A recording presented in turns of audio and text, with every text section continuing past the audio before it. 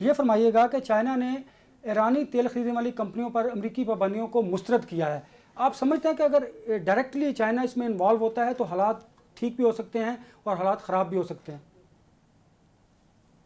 ये देखें बिल्कुल चाइना अगर डायरेक्टली इन्वॉल्व होता है और जियो पोलिटिकल कॉन्टेक्स्ट में इन्वॉल्व होता है जी, तो फिर बिल्कुल हालात ख़राब हो सकते हैं। लेकिन चाइना की जो डिप्लोमेसी है, अगर आप उसको देखें तो वो जियो पोलिटिकली चीज़ों में इन्वॉल्व नहीं होते।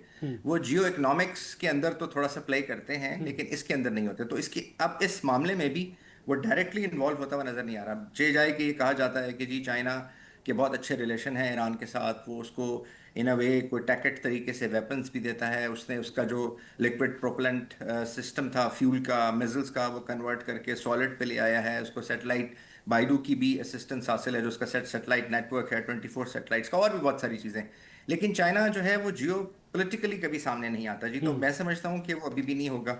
लेकिन जो जो अब समिट होने वाली है जी, कोई विद इन फ्यू डेज, जिसमें प्रेसिडेंट ट्रम्प और प्रेसिडेंट जी जो हैं, इन्होंने इनकी मुलाकात होनी, आई थिंक वो बहुत इंपॉर्टेंट है। क्योंकि देखें, अगर आप इस वक्त दुनिया के दो आप देखें तो दुनिया भी इस वक्त दो एनर्जी के पोल में डिवाइडेड है। जैसे हम बायोपोलैरिटी कहते हैं जियोपॉलिटिकली, एक जी। तो हाइड्रोकार्बन है जिसको हम मॉलिक्यूल कहते हैं, और दूसरा जो है वो एनर्जी है जो कि चिप के जरिए फ्लो करती है, जो मेरे आपके मोबाइल के अंदर है, जो एनर्जी और जो कनेक्टिविटी हम हासिल करते हैं कंप्यूटर से, ईवी व्हीकल से, और जो आजकल सारा सिस्टम है, और एआई। सो ये जो है, इसकी जो सुपर पावर बनता जा रहा है वो चाइना बनता जा रहा है। और अब वो पीयर प्रेशर से आगे निकल गया है अमेरिका के। खाली इट्स नॉट ओनली दैट वो पीयर कंपिटिटर है, बल्कि एआई में और चिप इंडस्ट्री के अंदर, क्योंकि उन्होंने ऑल्टरनेटिव एनर्जीज और ऑल्टरनेटिव टेक्नोलॉजीज भी इसमें एक्वायर कर ली।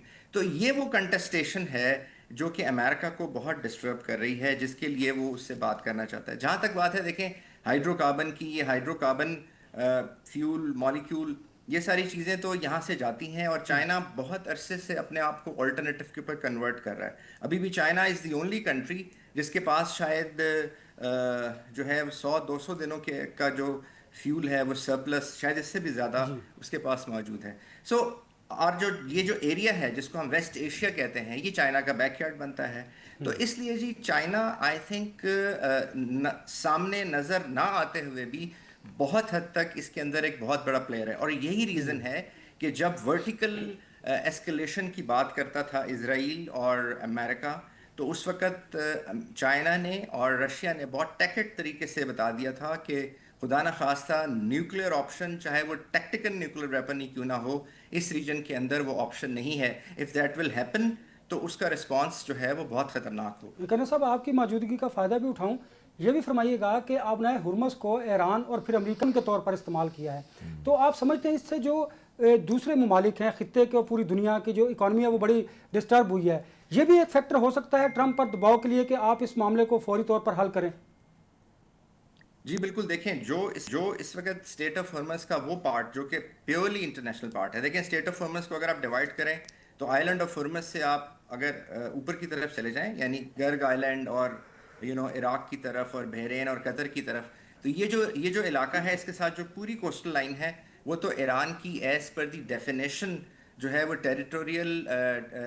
टेरिटोरियल सोवरेनिटी वहाँ पे स्टेब्लिश होती है। जी। क्योंकि स्टेट ऑफ हॉर्मस जो है वो 22 नॉटिकल माइल्स है, और 22 नॉटिकल माइल्स में से 13 नॉटिकल माइल तो लॉ कहता है, कानून कहता है कि किसी स्टेट का टेरिटोरियल टेरिटरी होती है।